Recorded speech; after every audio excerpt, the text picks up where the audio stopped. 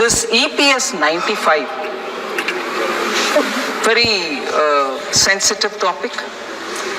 नमस्कार दोस्तों, इन प्ले खबर चैनल की एक और नई वीडियो में आप सभी दोस्तों का फिर से एक बार स्वागत है। वित्त मंत्री निर्मला सीतारमण जी ने लोकसभा में पहली बार ईपीएस 95 पेंशन धारकों के मुद्दे पर यहां पर जो है बात की है। जैसा कि आप सभी को पता ही होगा कि विपक्ष के कई नेताओं ने बार बार ईपीएस 95 पेंशन धारकों के मुद्दों को सदन के पटल पर रखा है, जिसमें सुप्रिया ताई सुले महाराष्ट्र की सांसद ने भी ईपीएस 95 पेंशन धारकों के मुद्दे को 5 से 6 बार सदन के पटल पर रखा है। और उनके ओर से बार बार अपने अभिभाषण में ये कहा जा रहा था कि जो पिछले वित्त मंत्री थे अरुण जेटली जी का जिक्र यहाँ पर किया और उनके रिकॉर्ड में ईपीएस 95 पेंशन धारकों की पेंशन वृद्धि करना था, इस तरह की चीजें यहाँ पर जो है कही थी।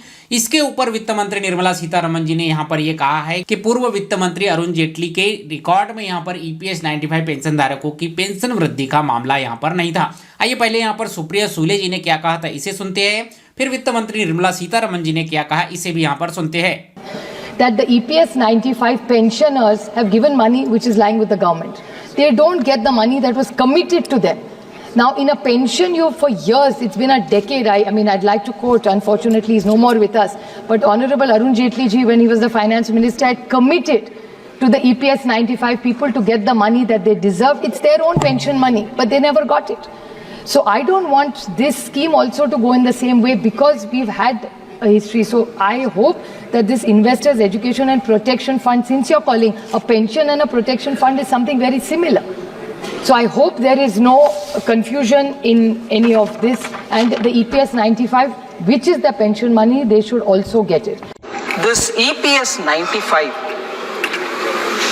very sensitive topic. Honorable Member Supriya Sule raised it.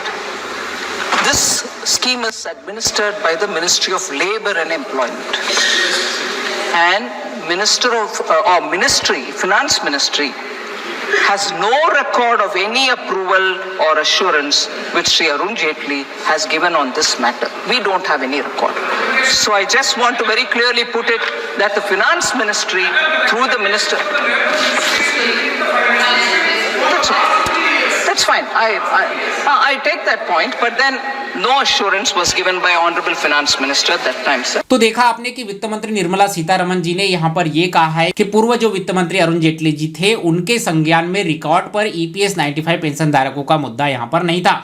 फिर उनसे यहाँ पर जो है विपक्ष नेताओं ने कहा कि आपने तो कुछ ही दिन पहले यहाँ पर जो है ईपीएस 95 पेंशन धारकों की पेंशन वृद्धि का आश्वासन दिया था, जिस पर उन्होंने कहा कि ये सेंसिटिव मुद्दा जरूर है लेकिन ये एक अलग विषय है, उस पर जो है वित्त मंत्री की ओर से कोई जवाब नहीं दिया गया। ये यहाँ पर अपने आप में एक सोचने वाली बात है कि वित्त मंत्री जी के पास इतना समय यहाँ पर जरूर मिला कि पिछले वित्त मंत्री जी ने क्या इस पॉइंट को यहाँ पर रिकॉर्ड में लिया था, पेंशन वृद्धि की डिमांड को रिकॉर्ड में लिया था या नहीं।